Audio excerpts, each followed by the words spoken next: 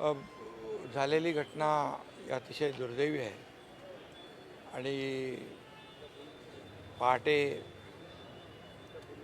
ही घटना घडली. आयुक्तांशी माझं सकाळीच बोलणं झालं आणि त्या प्रमाणे प्राथमिक जर आपण पाहिलं तर शॉर्ट सर्किटमुळे ही आग लागली असं प्राथमिक अहवालानुसार आता तरी लक्षात येईल. चौकशी त्याची होईल आणि जे दोघं ह्याच्यामध्ये सागर शिंदे आणि काळू गाडेकर, एक सुरक्षा रक्षक आणि एक अग्निशमन विभागाचा जवान, हे दोन लोक या दुर्घटनेमध्ये मृत्युमुखी पडलेत.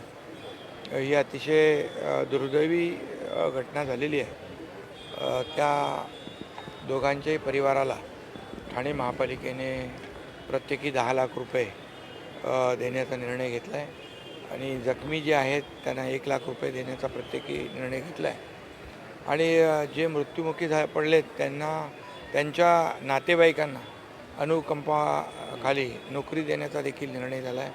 मी सकाळीच मुख्यमंत्री महोदयांशी या बाबतीमध्ये चर्चा केली आणि हे जे गाळेधारक 154, 55, 155 आहेत त्यांचंही मोठ्या प्रमाणावर नुकसान झालेलं आहे.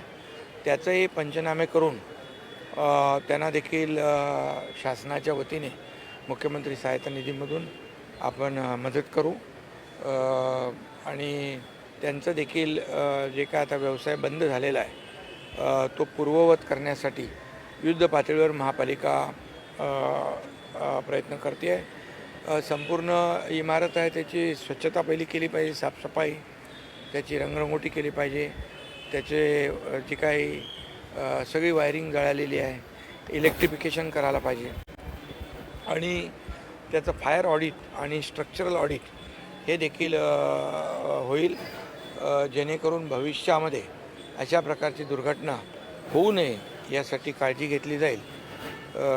त्यामुळे आणि जवळपास 10 दिवसामध्ये पुन्हा या सर्व लोकांचा व्यवसाय या ठिकाणी सुरू होईल अशा प्रकारचा प्रयत्न जो आहे तो ठाणे महापालिकेच्या माध्यमातून होईल.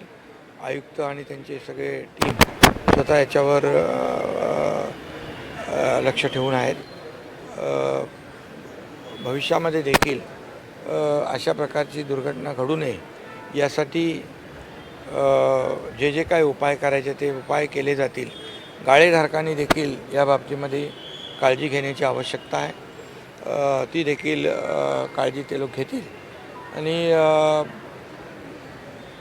आता यातून या अशा प्रकारच्या घटनांची पुनरावृत्ती होऊ नये यासाठी जे काय उपाय आणि नियोजन करावं लागेल ते केलं जाईल. भरती प्रक्रिया झाली नसल्यामुळे मनुष्यबळ कमी पडतं आहे. अग्निशमन यंत्रणा असेल या रुग्णालयामध्ये, त्यामुळे कुठेतरी येणाऱ्या काळात भरती प्रक्रिया रखडली होती निवडणुकीमुळे, ते कुठेतरी भरती प्रक्रिया पूर्ण केली. नाही, अग्निशमन यंत्रणा जी आहे, जो एक सुरक्षा रक्षक जो आहे वरती होता, त्याला खाली येण्यासाठी अग्निशमन दलाचे जवान सांगत होते आणि त्याला वाचवण्यासाठी हे आपले 4 जवान वरती गेले. बरोबर आहे ना? बरोबर. आणि त्यामधला सुरक्षा रक्षक दुर्दैवाने मृत्युमुखी पडला आणि त्याबरोबर अग्निशमन दलाचा जवान स्वतःचा जीव धोक्यात घालून त्याला वाचवण्यासाठी गेला, त्याचा दुर्दैवी मृत्यू झालेला आहे. त्यामुळे ज्या काही अडचणी असतील त्या आयुक्तांशी मी बोलेन, चर्चा करेन. कुठली अडचण कुठल्याही भरती प्रक्रिया असेल किंवा आणखी कुठली प्रक्रिया असेल त्यामध्ये येणार नाही याची काळजी आपण